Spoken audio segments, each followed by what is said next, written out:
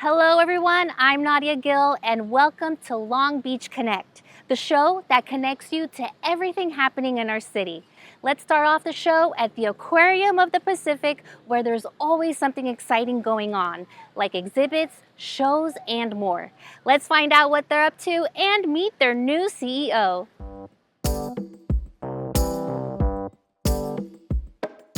The Aquarium of the Pacific welcomed new president and CEO Jeffrey Flocken to lead the aquarium on its ongoing journey in species conservation and animal welfare.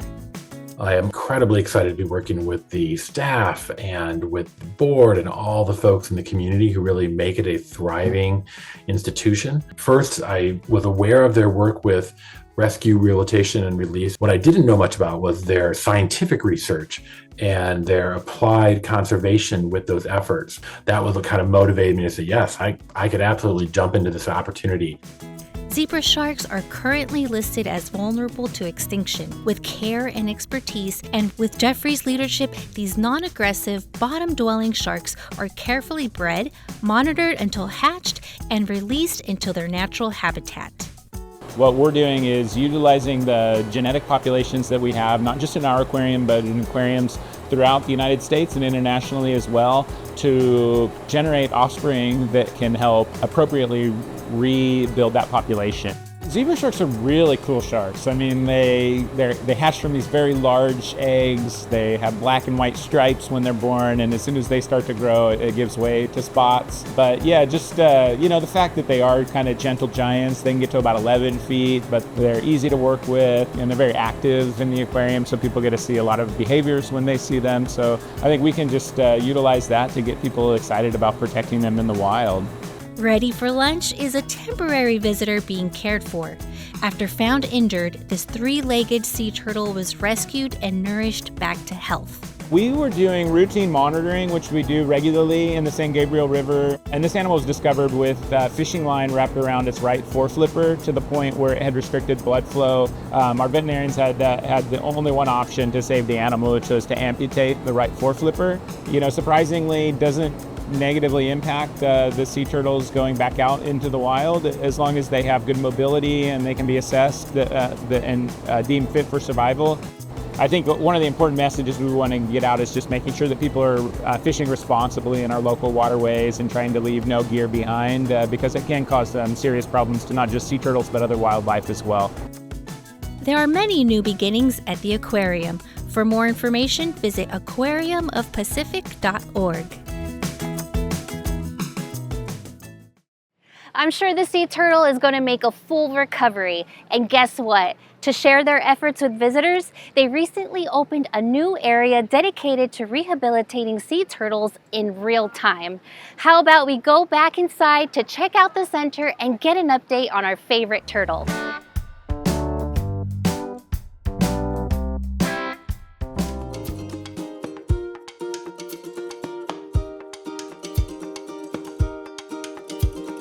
Hi everyone, welcome to the Aquarium of the Pacific for the grand opening of the Sea Turtle Rehabilitation Center.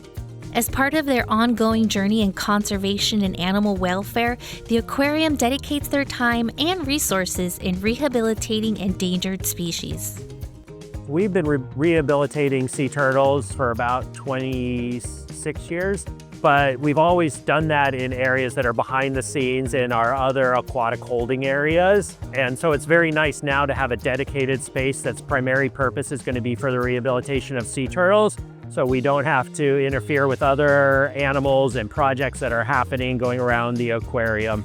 The turtle that we have in the aquarium right now has been with us since March. A lot of recovery has happened. It's getting very close, just weeks away from being able to go back out into the wild. This is the animal that had fishing line wrapped around its right foreflipper to the point where it had restricted the blood flow to that limb, and it ultimately needed to be amputated. She was identified in the San Gabriel River. She had the wound on her flipper and then also a hook that had lodged down in her throat. Sea turtles encounter problems that leave them with one or more less flippers, things such as predator attacks, deformities from when they're born. And so they learn to adapt and modify how they do things to be able to survive. When people see these animals, I think that there's going to be a more meaningful connection, and there might be more action in terms of how an individual can contribute. If you happen to see one that is distressed or entangled, there is a hotline you can call. Everything that we have in our neighborhoods has the potential to flow down into our river systems. So by cleaning up your local areas, you are helping prevent these potential entanglements. Having this area specifically for sea turtles is a huge benefit for being able to say yes when a call comes in that a turtle needs to be rescued. And the second thing is it really allows us to demonstrate and form a connection with the public so they can see conservation in action and work as an ambassador for the rest of the sea turtle population. Once this beauty is nourished back to health, she'll be returned and released to her natural habitat for a long, happy, and healthy life. For more information and to learn about the aquarium's rehabilitation efforts, visit aquariumofpacific.org. The aquarium will now have extra space to care for injured animals, but we can all do our part by picking up trash that can potentially end up on our beaches. For our next story, we head over to the 2026 point-in-time homeless count. Collected data will be used to update and create city services for people experiencing homelessness. Here's more on this year's count.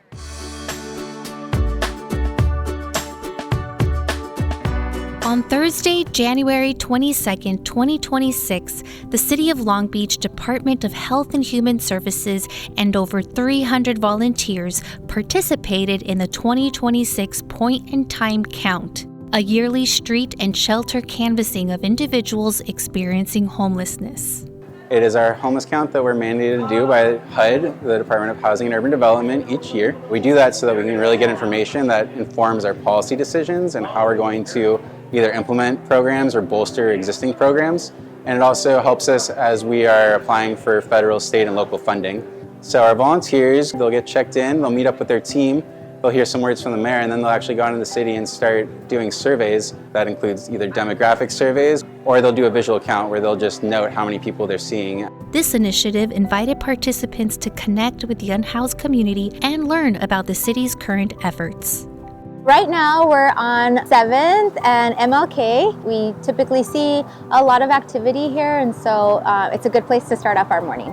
It's really interesting to hear people's stories, to kind of learn how they fell into homelessness, how we can work better at the Multi-Service Center and Homeless Services, at the Health Department as a city, to really improve the services that we do offer and tailor them to our community. You know, people really are sharing a very vulnerable part of their lives, and it's important that we receive that and we try to listen as much as possible, not just to collect data, not just so that they're another number on our count, but also to learn about their stories. Follow-up results of the point-in-time count will transform existing services and gaps. We always aim to get out results from the homeless count in April of the following year. It does take some time to clean all the data and really run statistical analysis to kind of see if there's anything that stands out. I'm always surprised at how many people show up at 4 in the morning to take part. It's really inspiring, honestly, to see so many community members actively involved in the city and really just taking ownership of everything that we're doing here with the Homeless Services Bureau. For more information about the Long Beach Homeless Count, visit longbeach.gov/homeless count. Thank you to the volunteers, organizations, and city staff who spent their morning gathering information needed for homeless services and programs. Up next, the city invites you to take the Disability Data and Community Survey. Participation will help the Citizens Advisory Commission on Disabilities create new policies and programs for residents. Here's how to make a difference.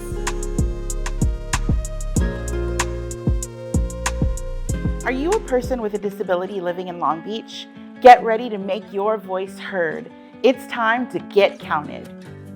The City of Long Beach has invested in the disability community to provide leaders with essential data to understand their needs. Let's get counted.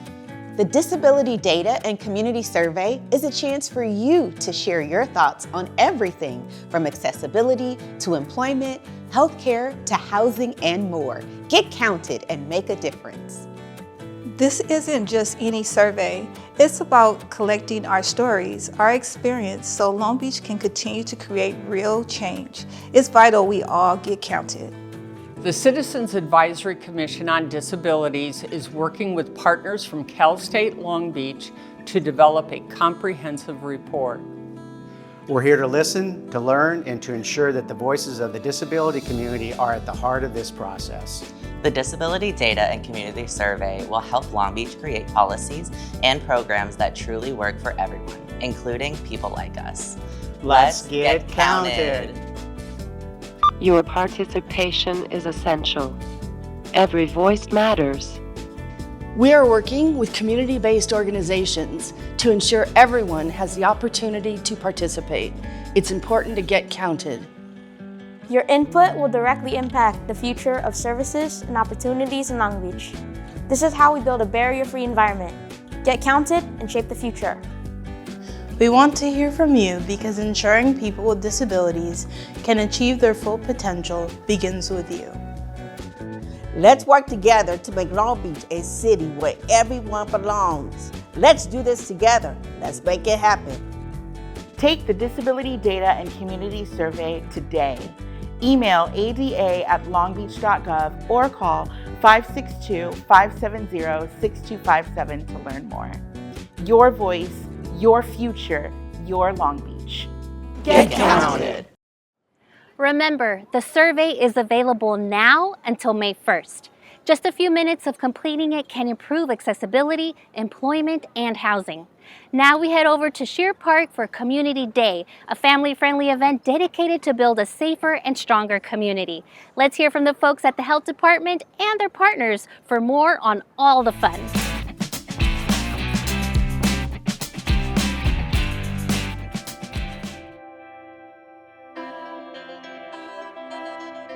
The City of Long Beach, along with the April Parker Foundation and Central Cha, gathered at Shear Park on Saturday, December 6, 2025, for Comm-Unity, a day of building safe, stronger, and more compassionate communities in the city.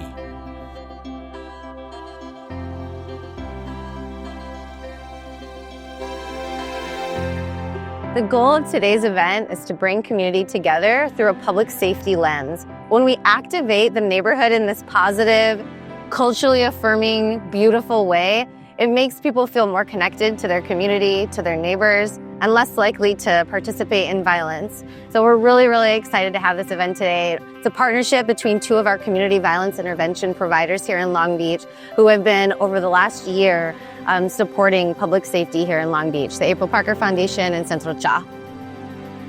We're here to celebrate community and acknowledge that we have this common unity between each other, our different cultures, our backgrounds. Regardless of zip codes, we're here together creating safer and stronger communities throughout our neighborhoods.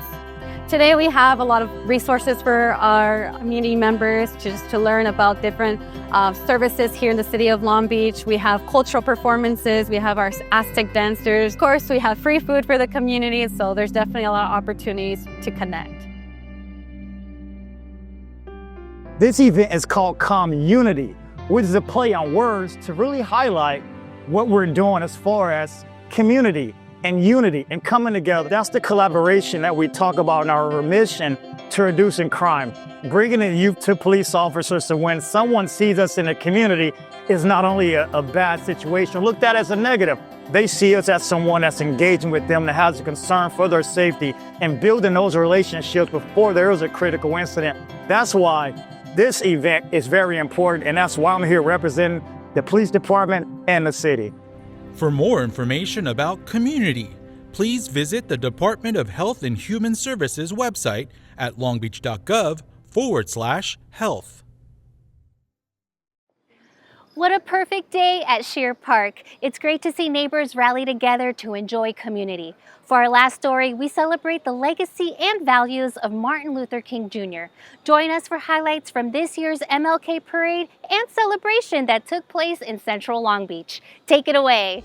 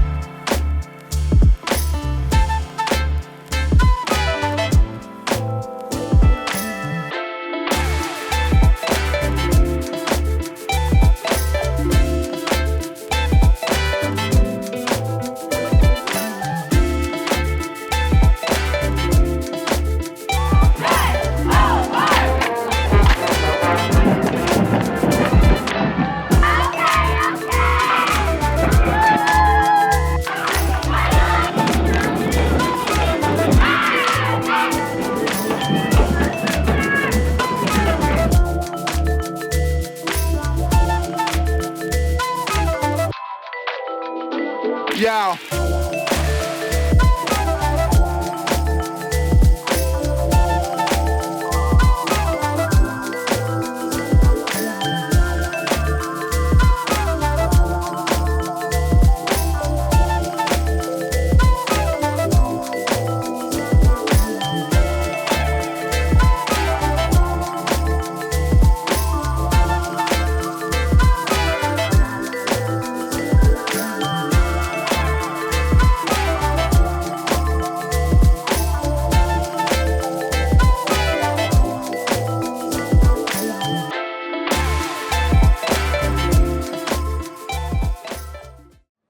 As usual, there's something happening all over Long Beach. Remember, Long Beach Connect is one way to stay informed, but there's also many more.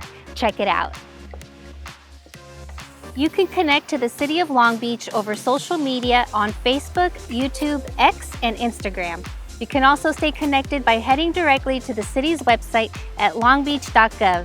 And don't forget to check out LBTV, your award-winning local news and information station on Spectrum Cable Channel 3, Frontier Fios Channel 21, AT&T Uverse Channel 99, online on lbtv3.com, and now you can also download the LBTV3 app on Roku and Apple TV.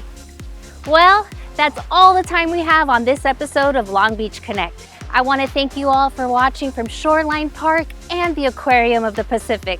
We'll be back soon with more ways to keep you connected to Long Beach. I'm Nadia Gill, and thanks for watching.